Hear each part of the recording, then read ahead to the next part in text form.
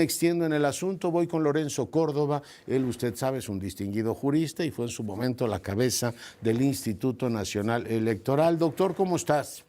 ¿Qué tal, Leonardo? Qué gusto de saludarte por segunda ocasión el día de hoy y bueno, encantado de estar contigo en tu espacio. Doble alegría. Oye, ¿puede un país como el nuestro?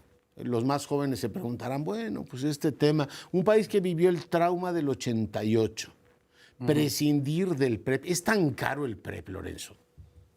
Mira, Leonardo, sí es un instrumento caro, pero depende de qué quieras decir caro. Es decir, si lo comparas con el dinero que gastó que seguimos pagando los mexicanos por la decisión unilateral y caprichosa del presidente López Obrador de no construir el aeropuerto de Texcoco, pues el PREP, con lo del aeropuerto de Texcoco, con del aeropuerto que no tenemos, podría haber PREP durante un milenio, ¿no?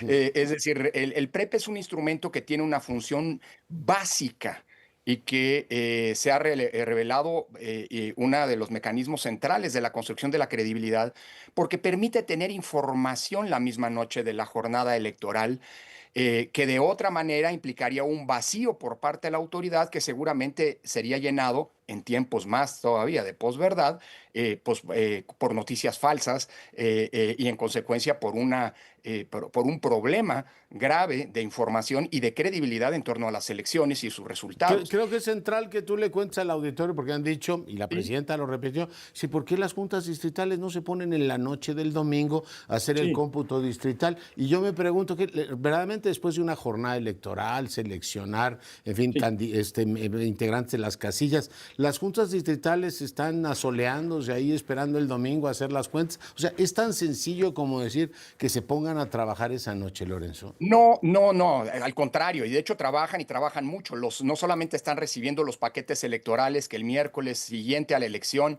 estarán abriéndose para los cómputos distritales, que son los cómputos legales de la elección, sino que además están preparándose a lo largo de 48 horas precisamente para esos cómputos.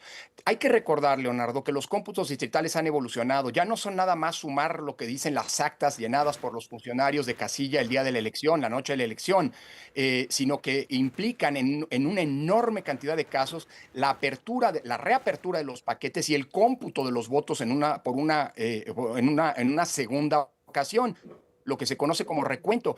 Déjame darte un dato para entender la importancia de planear bien estas sesiones de cómputo distrital, Leonardo. Tú sabes que en las elecciones, ¿cuál es el promedio de apertura, de recuento de votos? ¿Cuántos paquetes se vuelven a contar en los cómputos distritales?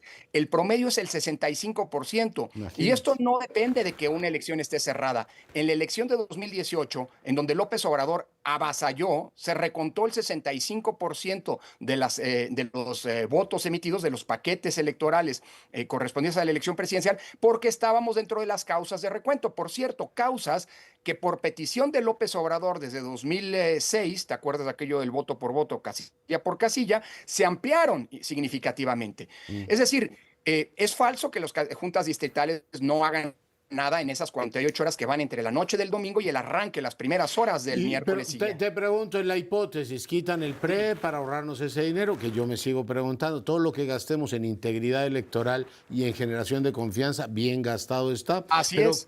¿cuánto tiempo podría pasar? Dejamos de votar a las 6 de Mira, la tarde. ¿Y sí, cuánto tiempo podría pasar para es que que las juntas distritales empezaran a decirnos quién va a ser, o sea, los es, medios pudiéramos cantar, quién va a ser el próximo presidente o presidenta, Lorenzo?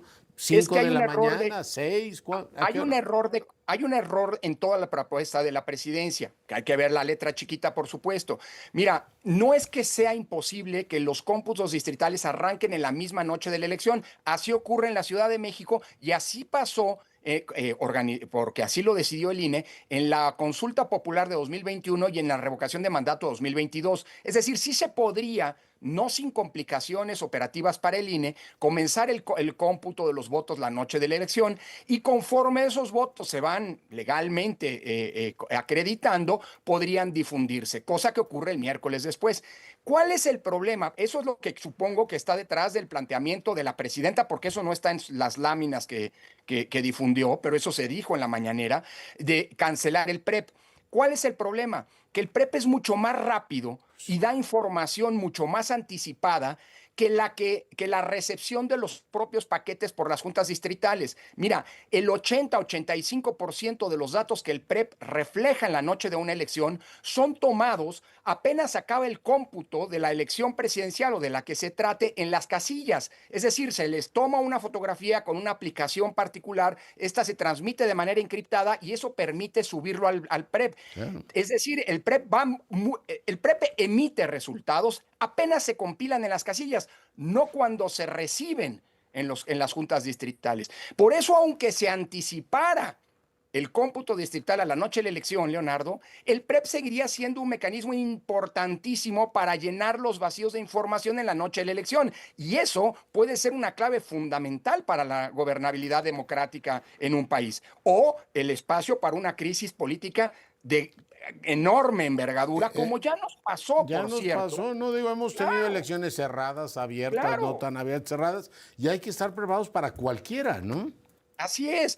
Hay una clave para poder inyectar certeza en las elecciones y que ha sido la lógica que se ha seguido en los últimos 30 años en México, Leonardo.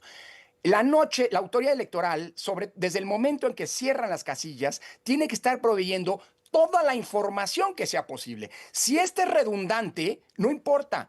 Más Da vale que haya certeza, claro. exceso de información, porque eso desde la autoridad, ¿eh? Porque luego habrá muchísimos que van a querer dar información que no es válida, que no está comprobada, que no es oficial y que además difunde mentiras. Por eso, para contrarrestar eso, por eso es paradójico que una iniciativa que dice que no haya noticias falsas y por el otro lado le quita un instrumento importantísimo de información cierta y oficial a la autoridad Nada electoral, más ¿no? solo imaginarme, a mí me han tocado varias elecciones, más noches de elecciones, que salen encuestas de salida y dicen ganó Claro, Periquito, ya ves que se han proclamado todos ganadores y el cómputo distrital te puede llevar todavía un montón de horas, me parece así de es. todos los escenarios el peor que podamos imaginar.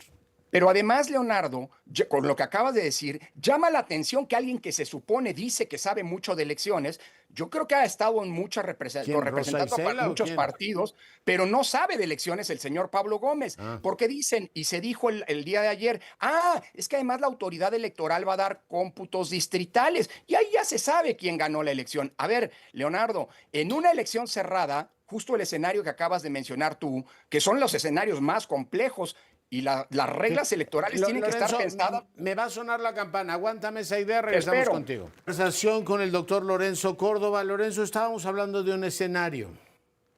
Y un escenario de resultados cerrados que debería ser el escenario que toda regla y al que toda autoridad electoral debe prepararse.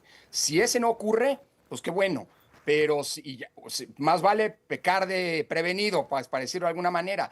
Pero son los escenarios que tienen que preverse incluso en la legislación. Bueno, decíamos, en un escenario cerrado, un conteo rápido puede acabar siendo una herramienta insuficiente para determinar quién ganó. De hecho, ha pasado en múltiples ocasiones que los conteos rápidos te dicen, bueno, el triunfo está entre fulano y sutano o sutana, sin decirte, sin tener la capacidad de poder saber por cuál de ellos se inclina la balanza del voto ciudadano. Por eso es importantísimo entender que los cómputos, perdóname, los conteos rápidos son solamente una parte del engranaje de generación de certidumbre y de información en la noche de una elección.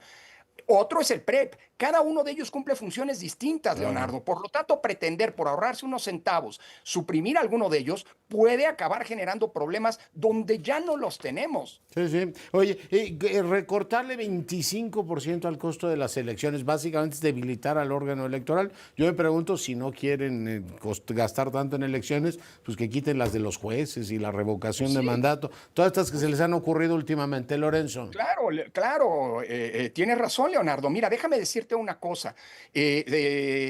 Nadie está en contra de tratar de abaratar los costos de las elecciones y del propio órgano electoral. Pero lo que es grave es que esta reducción de recursos traiga consigo un decremento de la calidad de las elecciones, o peor aún, un poner en riesgo la integridad democrática de las elecciones mismas. Mira, Leonardo, ya tenemos el ejemplo a la vista. Las elecciones judiciales son las elecciones más baratas de toda la historia Las peores que electoral de hemos México. tenido. las elecciones judiciales costaron menos de la mitad de lo que costaron las elecciones de 2024. Nada más que en esas elecciones no se pudo poner ni la mitad de las casillas de la elección previa. En esas elecciones, los ciudadanos que estaban recibiendo los votos no son los que lo contaron por primera vez en la historia.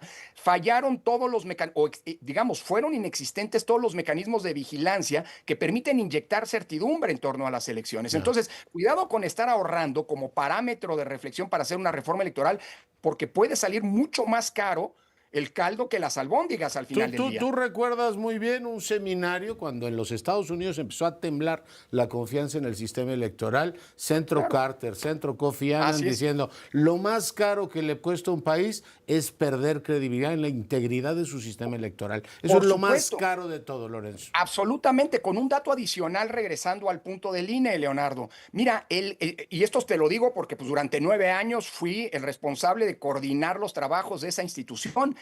Del presupuesto del INE, más del 80% del gasto que realiza son en servicios personales, es decir, son sueldos y salarios. Y este porcentaje se incrementa cuando hay elecciones. ¿Por qué? Porque hay que contratar un ejército de ciudadanos que recorre el país, hay que capacitarlos, ellos son los que garantizan que haya casillas a lo largo y ancho del territorio, etcétera, etcétera. Y Bueno, todos estamos orgullosos de decir, mira qué por bien funcionó el supuesto. aparato. Pero además, dentro de la estructura de funcionarios del INE, el servicio profesional electoral es la columna vertebral de la institución y el recorte que se pretende hacer, todavía ese 25% no dicen de dónde lo van a sacar, pero si con las cifras que te estoy dando, pues inevitablemente va a haber una lesión en el personal, en el número de personal de personas que trabajan en el INE, que esta institución tiene. Oye, y no hemos aprendido el elemental de que lo barato sale caro. Les acaban de perforar el sistema del SAT. Irte ahorrando en temas Así que te es. den garantías te puede salir mucho más caro. A ver, yo el tema este de que van a bajar los costos de los congresos, me sigo preguntando si se tiene que hacer una reforma electoral para gastar menos en los congresos. Oye, yo por mí diría, Leonardo, que lo bajen y sobre todo que lo transparenten. Pues sí. Cerca del 60% del gasto que realizan las bancadas parlamentarias, empezando por la más grande, que es la de Morena, nadie sabe en qué se gasta. Pues ya O viste sea, la chequera de Adán Augusto. Pero el así Congreso es. de la Ciudad de México son 1,000 y pico de millones. Nada más con que se pusieran de acuerdo podrían bajar a la mitad y no hace falta una reforma electoral. ¿Tú ya le entendiste a la distribución de mayoría relativa? Por ejemplo, ¿dónde y cómo elegiríamos estos 97 que serían la segunda, efectivamente, la segunda opción? Es decir, el premio de No está consolación, claro. como lo llamo yo. No está claro, Leonardo. Déjame un segundo volver solamente, y perdona publicidad. De la semana pasada justamente publiqué mi artículo en el Universal desmontando la gran falacia que está detrás de toda esta idea de que, ay, es que hay que abaratar el costo de las elecciones y que ha sido esta cantaleta del presidente López Obrador y ahora de la presidenta Sheinbaum de que en México las elecciones son las más caras del mundo y que el INE es el órgano electoral más caro del mundo. En ese artículo hago a partir de un estudio comparativo del costo de las elecciones y haciendo una correlación entre el padrón electoral que tiene cada uno de los países de América Latina, resulta que son más caras las elecciones por habitante, por ciudadano, por elector, en Brasil, en Uruguay, en Argentina, en Bolivia, en Ecuador, vaya, hasta en Costa Rica. Así que a otro con ese cuento. Viendo a lo del que me preguntabas de la RP, mira, en principio parecería una buena noticia, en principio, que no toquen las 200 diputaciones de representación proporcional y que son las que permiten corregir las distorsiones del sistema mayoritario de los diputados electos por mayoría y permitir la representación de la pluralidad política. Es lamentable que hayan suprimido, que pretendan suprimir la lista de representación proporcional en el Senado, porque con el ajuste que quieren hacer, y si tomamos los datos de la elección de 2024, Morena y sus aliados tendrían por sí solos las 2/3 Oye, de la Cámara y Alta. están muy preocupados por el federalismo. Yo digo que los gobernadores últimamente solo sirven para firmar desplegados de apoyo a la presidencia, pero bueno, Sí. están muy preocupados por el federalismo. Pero Pero en la Cámara de Diputados, porque senadores... Mira, en diputados no está claro qué quieren hacer, pero lo que a mí me preocupa es que al fragmentar la integración, o sea, la designación de esos 200 diputados de representación proporcional, porque una parte, 8, se van a elegir En una como circunscripción en el diputados exterior. 95 Exacto. como los elegimos ahora por circunscripción. Los 97 que son la segunda mayoría o la Sí, primera minoría. sí. Esos elegirían, o sea, de Mira, los no está 97 claro. de los 300 distritos o No 90. está claro. Yo creo, pero pues esa es la especulación de una reforma electoral pésimamente presentada por el gobierno, porque el día después de la presentación de este documento por la presidenta de la República estemos en este espacio diciendo yo creo, es que es que están Oye, haciendo mal las y cosas y eso es cuando veía preocupante. la foto de los que lo presentaron ahí, No, Saldívar y bueno, compañía, no no, dices, bueno. ¿qué puede fallar, Lorenzo? ¿Qué No, hombre, puede fallar? todo, querido Leonardo. Pero a ver, déjame decirte, yo creo que esos 97 diputaciones se van a definir determinando cuántos le corresponden a cada partido y a partir de eso se le asignarían a los candidatos que ese partido presentó, que no ganaron las elecciones de mayoría, pero que quedaron con la votación más alta. A ver, en principio uno diría, bueno, está bien, mientras no se los den a la primera minoría, que en donde no gane Morena seguramente Pero serán ellos. ¿qué resuelve eso? Yo te pongo sobre Nada, la mesa. Una reforma absolutamente nada. electoral debe siempre resolver un tema grave. ¿Cuáles han sido los temas graves? Te los pongo sobre la mesa. Sobre representación, dinero Sí, público y dinero de origen no claro y la ¿cierto? intervención flagrante del presidente en las elecciones. Esta reforma no resuelve nada de esos tres temas. No solo no los resuelve, los agrava, porque por ejemplo, al reducir los tiempos en radio y televisión que se distribuyen entre los partidos políticos, pues los partidos tienen menos capacidad de transmitir su mensaje, luego lo hacen muy mal, pero esa es otra historia.